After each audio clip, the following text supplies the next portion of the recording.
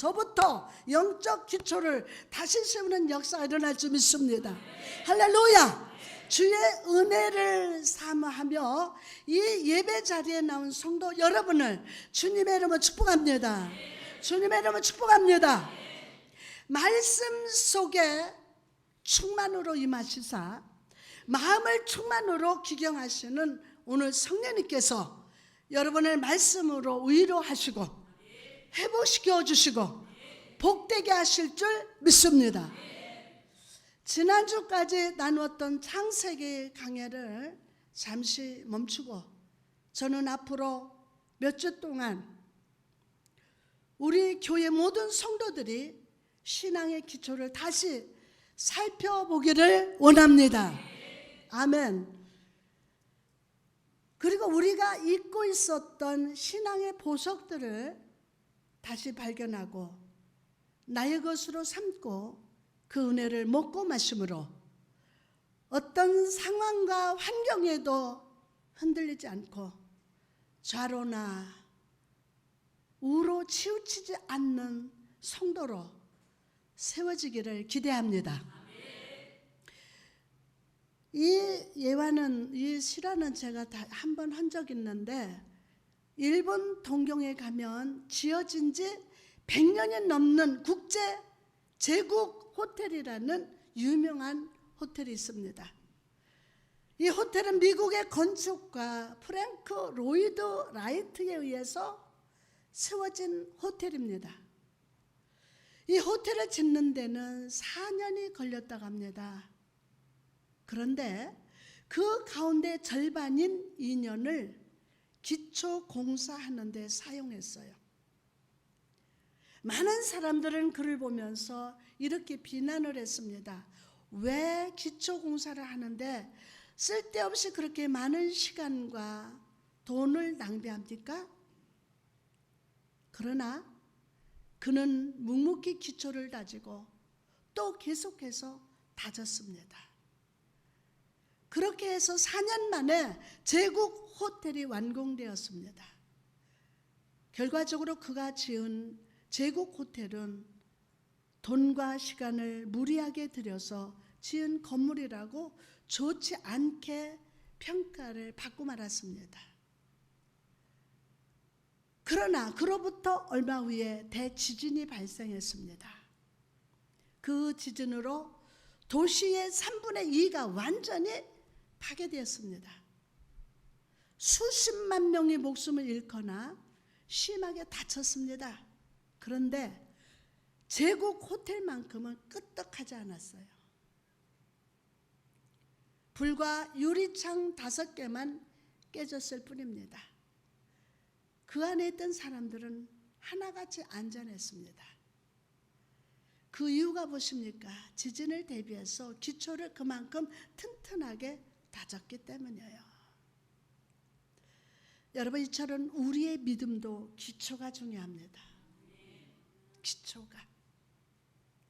오늘 우리가 읽은 본문은요, 솔로몬 왕의 명으로 성전 건축 공사가 시작된 시점에서 하신 말씀입니다. 이때 솔로몬 왕은요, 특히 기초 공사에 대해서 각별한 관심을 갖고 다음과 같은 공사 명령을 내렸습니다.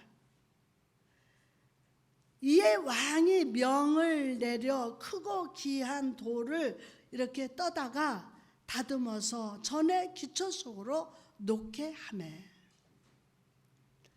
여러분, 사람들의 눈에 보이지 않는 땅속 기초 공사를 하는데 있어서 작은 부스러기 같은 돌멩이를 사용하지 않고 크고 아주 육중한 바위를 사용하도록 왕이 명령을 했어요. 어마어마한 그 바위, 육중한 것으로. 값싼 재료를 사용한 것이 아니라 값비싼 재료를 사용하도록 했습니다. 다듬지 않은 거친 재료를 사용한 것이 아니라 잘 다듬어진 정방향의 돌을 빽빽이 쌓아서 조금의 틈새 없게 만드는 기초 공사였습니다. 기초. 기초 공사. 여러분, 이 같은 솔로몬 왕의 특별한 명령은 영적 의미에서 살펴볼 때 만왕의 왕의 명령을 예표하는 것이라고 할 수가 있습니다. 여러분, 우리 주님께서는 그의 백성을 다듬어 세워나가실 때 보이는 부분보다도, 이런 보이는 부분보다도 오히려 보이지 않는 부분을 세밀하게 다루심을 믿으시기 바랍니다. 보이지 않는 부분을, 그 내면을, 그의 영토를,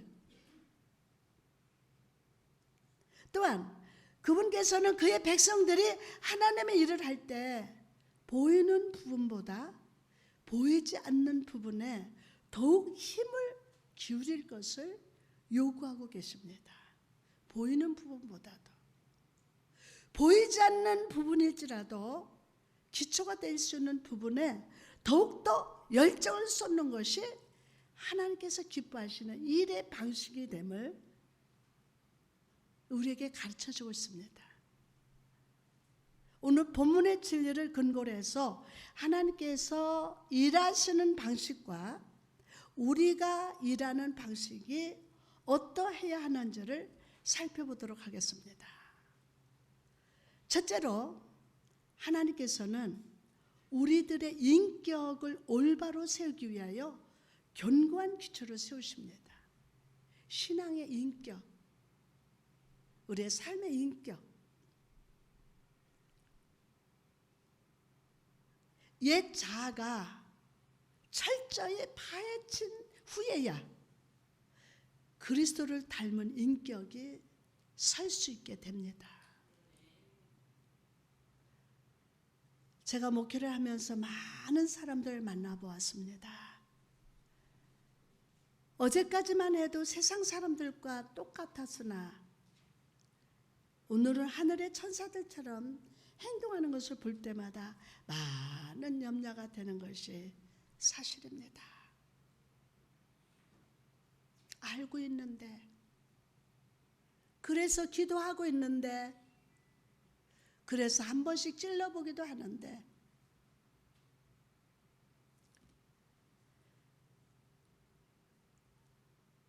하룻밤 사이에 갑자기 생겨난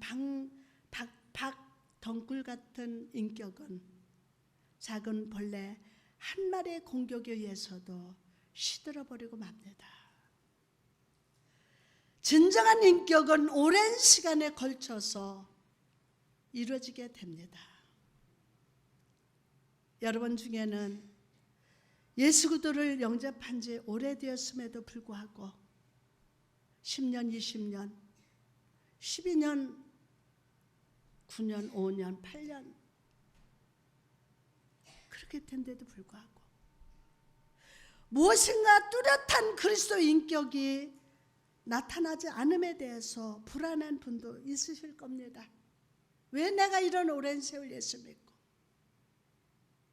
20년, 30년 그런데도 뭔가 그 인격이 하나님 앞에 바로 세워지질 않는 거예요. 그래서 속으로 불안해 하시는 분도 있을 겁니다.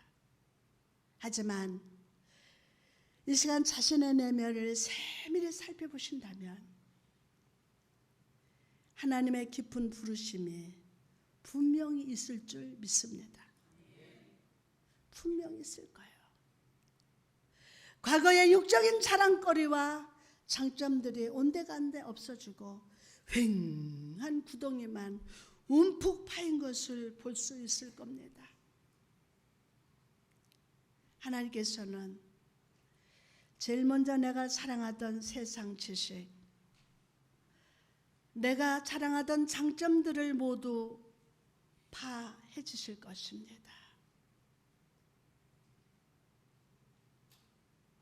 그 모든 것은 하나님의 일을 하는 데 있어서 쓸데없는 잡동사니들 뿐이기 때문입니다.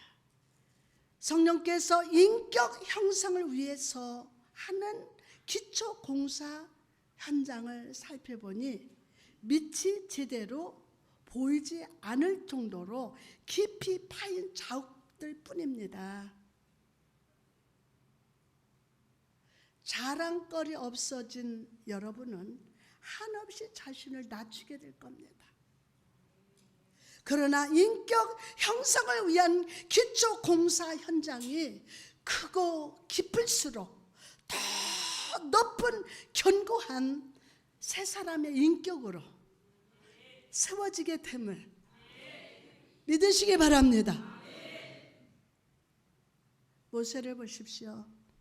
하나님의 다스림을 받기 전 그의 인격은 하나님의 일을 감당하는 데 있어서 적합한 것이 하나도 없었어요.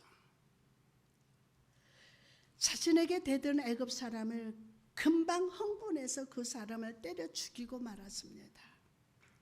또한 자신의 잘못이 발각될까 봐 두려워하여 죽은 사람을 모래 속에 깊이 파묻는 아주 바람직한 행동을 했습니다. 그 사람을 죽인 살인자였음에도 양심의 가책을 크게 느끼지 못한 완악한 심령의 사람이 틀림이 없었습니다. 그 후에 그 일이 탄로나게 되었을 때도 그는 자신의 잘못을 뉘우치거나 합당하게 죄의 대가를 받으려 하기보다는 미디안 광야로 도망치는 아주 비겁한 모습을 보이기도 했습니다. 여러분, 과연 이런 모세를 하나님께서 어떻게 사용하실 수 있겠습니까? 마침내 하나님께서는 모세의 인격을 다루기 시작했습니다. 하나님은 모세를 호화로운 외국 궁정에서 쓸쓸하고 초라한 미디안 광야로 쫓아냈습니다. 하나님은 애굽 왕자의 신분의 모습을 양치는 목자의 천한 신분으로 낮췄습니다. 하나님은 힘있고 패기가 넘치던 모세를 80의 힘없는 노인이 될 때까지 기다리시면서 그의 인격을 다스리셨어요. 이 보이지 않는 40년의 삶은 모세를 영적 지도자로서의 인격을 다지는 기초 공사 기간이 되었습니다. 다혈적이며 양심의 가책을 느끼지 못하는 그 완악하고 강팍한 굳은 마음의 소유자, 그러면서도 책임을 회피하는 비굴한 인격의 소유자 모세가 어떻게 바뀌었습니까? 민수기 12장 3절 보니까 이 사람 모세는 온유함이 지면에 모든 사람보다 더하더라 라고 했습니다. 여러분, 이 온유가 무엇입니까? 온유가 무엇입니까? 온유는 다듬어진 상태를 의미합니다. 아무리 큰 능력, 귀한 은사를 가지고 있을지라도 반드시 다듬어져야 제대로 사용할 수 있습니다. 모세의 인격은 실로 반석처럼 크고 넓고 견고하게 되었습니다. 이런 반석과 같은 인격 위에 200만의 이스라엘 전체를 올려놓은들 무슨 어려움이 있겠습니까? 성도 여러분, 이처럼 인격의 기초가 튼튼할수록 더 높은 성전 건물이 세워질 수 있음을 믿으시기 바랍니다. 여러분의 가정이 금이 간 그대로, 깨진 그대로 그 가정을 세워가면 안 돼요. 저는 요즘 행복해요. 여러분의 가정들이 하나 되고 있어요. 하나 되고 있어요. 기초가 튼튼할수록 높은 성전 건물이 세워질 수 있어요. 혹시 이 자리에 하나님께서 여러분을 분토보다 못하게, 벌레보다 못하게 밑바닥까지 내려오는 것을 느끼는 분이 있습니까? 하나님께서 여러분이 항상 사랑하고 의지하던 육신의 자랑거리들을 모두 파헤쳐 놓았습니까? 하나님께서 여러분을 사람들의 멸시와 조소의 대상이 되게 하셨습니까? 오히려 오늘 기뻐하고 감사하시기를 바랍니다. 하나님께서 여러분을 깊이 다루시는 기간은 우리들의 삐뚤어진 옛 자아를 없애고 하나님이 기뻐하시는 새 인격을 세워주기 위한 재건축의 기간이 됨을 믿으시기 바랍니다. 힘냅시다. 빌립보서 3장 8절에서 9절을 보니까 내가 그를 위하여 모든 것을 잃어버리고 배설물로 여김은 그리스도를 얻고 그 안에서 발견되려 함이니 라고 하셨습니다. 오늘 옛 자아가 죽고 삐뚤어진 옛 자아를 없어질저다. 아멘요. 아멘.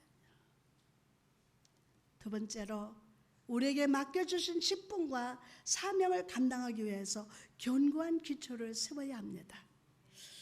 대체로 우리는 눈에 보이지 않는 그 기초 공사에 대해서 소홀히 행동할 때가 많이 있었습니다. 나무나 지푸라기 따위로 기초 재료를 삼기도 하며 값싸고 흠이 많은 재료로 사용하기도 합니다. 최근에 들려오는 뉴스들을 보면요, 잘못된 방법과 허술한 재료로 건물을 짓다가 갑자기 무너져서 어떻게 돼요? 사람이 죽기도 한 것을 보았습니다. 가정도 마찬가지입니다. 눈에 보이는 외관을 화려하게 보이기 위해서 신경을 쓰지만 기초 공사 작업은 신속히 대충 마무리해서 덮어버리기 때문이죠. 과연 이것이 얼마나 오랫동안 버틸 수 있겠습니까?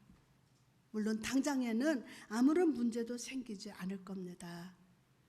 갑작스런 지진이 일어나는 것도 아니며 강한 태풍이 부는 것도 아닙니다. 그러나 날씨는 동일함에도 불구하고 이 같은 부서짐과 깨어짐이 일어나게 되는 것은 기초가 연약하기 때문이에요. 보이지 않는 지하에 숨겨진 게으름이 위험한 결과를 드러내는 것을 이 시간에 확실히 깨달으시기 바랍니다. 지하에 기초 공사를 게을리하는 자는 마치 모래 위에 집을 짓는 사람과 똑같습니다. 마태복음 7장 26절에서 27절 보니까 나의 이 말을 듣고 행하지 아니하는 자는 그 집을 어디에 모래 위에 지은 어리석은 사람 같으리니 비가 내리고 창수가 나고 바람이 불어 그 집에 부딪힘에 무너져 그 무너짐이 심하니라. 그럼에도 불구하고 많은 주의 자녀들이 이 기초 세우는 일을 가볍게 생각합니다. 오히려 시간 낭비요 엉뚱한 데 힘과 물질과 재능을 사용한다고 비난합니다. 당신이 그와 같이 일하는 것은 아무런 득도 되지 못합니다. 또한 그렇게 한다고 남들이 알아주는 것도 아닙니다.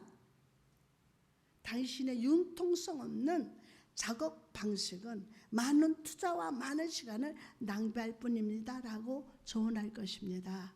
여러분, 진정으로 하나님의 일을 올바르게 감당하기 원하십니까? 원하십니까? 또한 어떤 상태에도 흔들림이나 무너지지 않고 더 높은 믿음을 쌓아가기를 원하십니까? 그렇다면 오늘부터 기초를 튼튼히 세웁시다. 옆 사람한테 오늘부터 기초를 튼튼히 세웁시다.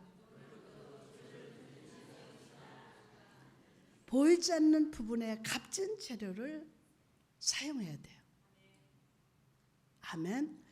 그럼 오늘 우리의 믿음의 기초는 무엇으로 쌓기를 시작할까요? 마가복음 이 12장 10절에서 11절 말씀을 보니까 너희가 성경의 건축자들이 버린 돌이 모퉁이의 머릿돌이 되었나니 이것은 주로 말미암아 된 것이요 우리 눈에 놀랍도다 함을 읽어보지 못하였느냐 하시니라.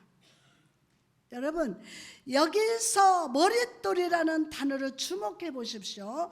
예수님 당시에 머릿돌은 건물을 지을 때 가장 중요한 돌이었다고 합니다. 다른 돌들이 반듯하며 평평한지를 가늠하는 기준이 되는 돌이 바로 머릿돌이었대요. 머릿돌. 그래서 건축자들은 건물을 짓기 전에 좋은 머릿돌을 찾는 일을 제일 먼저 했다고 합니다. 그리고 이 머릿돌을 제일 먼저 쌓고 그 위에 계속 벽돌을 쌓고 이어서 건물을 지었어요.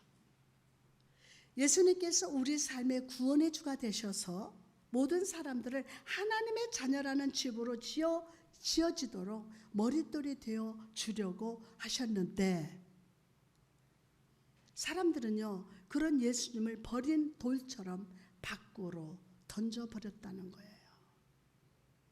그러나 주님께서는 죽임을 당하시고 버림받으실 것이지만 다시 부활하셔서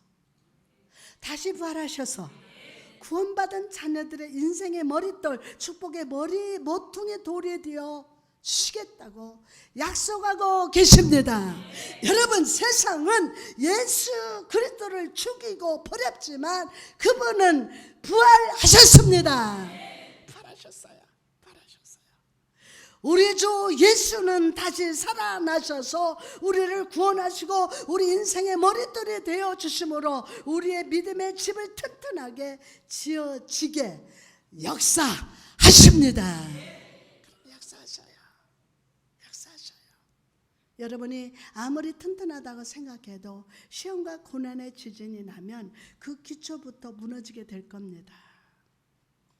오늘 죽으셨으나 부활하신 예수 그리스도 구원의 주요 나의 왕이요 임마누엘 하나님이 여러분 삶의 머릿돌이 되게 하십시오.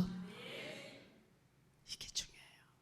내가 인생의 주도권을 가지려 했던 삶의 악습을 버리고 주 예수께서 인생의 기초를 붙들어 주시기를 간구합시다. 사도 바울을 보십시오. 그가 예수님을 만나기 전에 그는 자기 인생의 머릿돌을 자기 지식과 자랑으로 삼고 살았어요. 그러나 그가 다메섹 도상에서 예수 그리스도를 만났을 때 예수님께서는 그의 인생의 자랑의 머릿돌을 무너뜨렸습니다. 그리고 부활하신 예수 그리스도가 바울의 머릿돌이 되어 주실 때 그는 주님 앞에서 진정 의로운 삶의 길, 은혜의 길을 걷는 삶으로 변화되었습니다. 여러분, 오늘 성령께서 조명하셔서 인생의 기초를 드러나시게 하기를 축원합니다. 그래서 자랑과 물질과 교만, 세상의 머릿돌을 무너뜨려 주시고 예수 그리스도로 머릿돌을 세워 주실 줄 믿습니다. 그럴 때 여러분 삶 속에 어떤 시험과 고난이 와도 흔들리지 않을 겁니다. 능히 승리할 줄 믿습니다. 주 예수께서 여러분의 삶을 축복으로 이어지게 하실 줄 믿습니다. 그래서 축복의 열매, 은혜의 열매, 감사의 열매를 내 잔이 넘치도록 거두게 하실 걸 믿습니다. 이제 결론을 맺겠습니다. 여러분, 우리 모두가 만왕의 왕 되신 주님의 명령에 순종하기를 원한다면 기초를 튼튼히 세우십시오.